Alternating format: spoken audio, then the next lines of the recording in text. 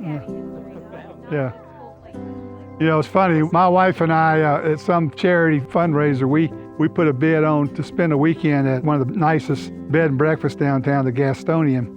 I said, yeah, let's just check in and act like we're tourists. And we did, and one of the things was a carriage ride around Savannah. She said, do you think you can get in that carriage and not act like you know everything about Savannah? You know, there was a couple there on the honeymoon from California, and then, you know, and it didn't take me 5 minutes. I was talking more than the damn driver was. She said, I knew you couldn't do it.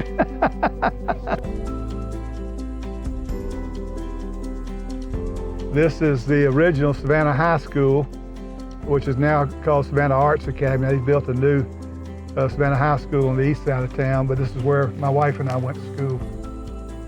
I put Cliff in the top 5 most influential Savannians to ever grace our soils in Savannah, particularly in the business community. Cliff would have excelled in any profession. As the old cliche goes, he could sell ice to Eskimos and be the #1 salesperson in the country. We were all just fortunate enough for his mom to be working at a mailroom and for him to go along with it.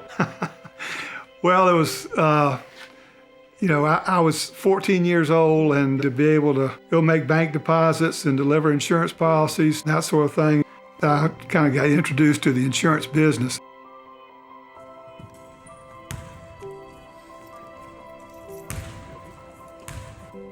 Take your time now. Take a deep breath before you shoot. There you go. Nothing makes me happier than to go see him play on a Saturday morning.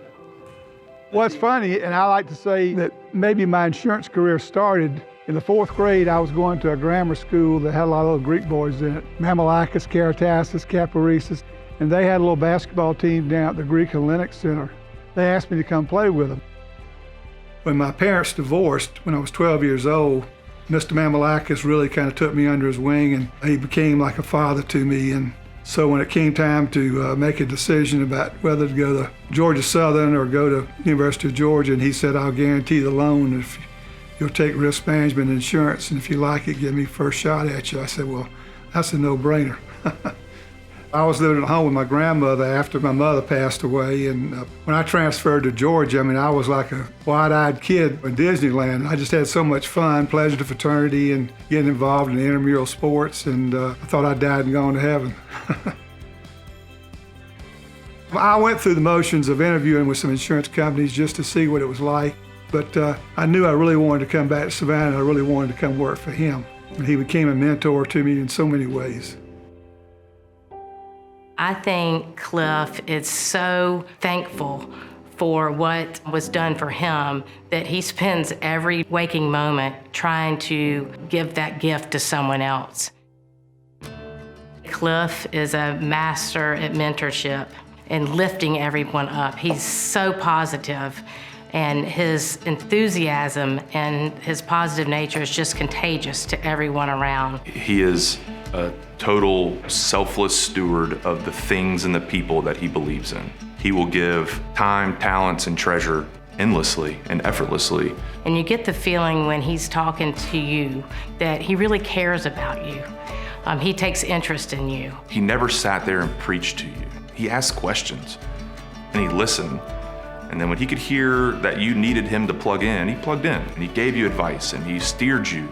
I think empathy is probably the most important characteristic to be successful in this business. You got to care about people before you even begin to do business with them. They've got to know that you really do care about them.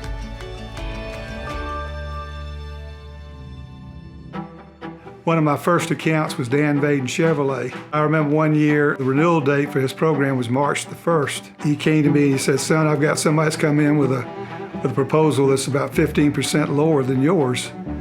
And he says, what do you say about that? And I says, well, you know, we're in the protection business and relationship business, and we're not always going to be the cheapest. But I said, who do you want holding your hand when the big one comes?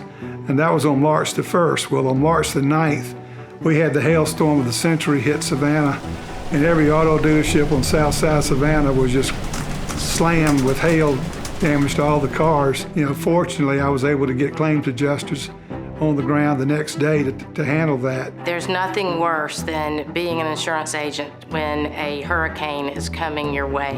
At the time you're taking care of your family and making sure that they're okay or evacuating, you're also standing 100% ready to get those calls from your clients. I think that's one of the things that's kind of helped me retain business, is knowing that we took care of them when the big storms came.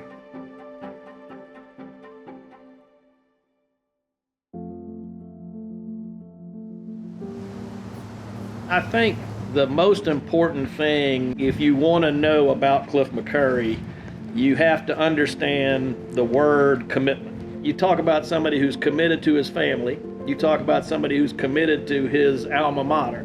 You talk about somebody who's committed to his faith. You talk about somebody who's committed to his profession. And he's also committed to making everybody he interacts with successful in their own unique way. My boss and mentor, Nick Mamalakis, he had a lot of sayings, but one of them that I loved the most was, little things don't mean a lot, they mean everything. So it's the little things that you can do in dealing with a client, or just saying something to help them make their day better. And same thing with employees. To know that you've helped somebody through a crisis or some kind of an incident that's happened is very gratifying.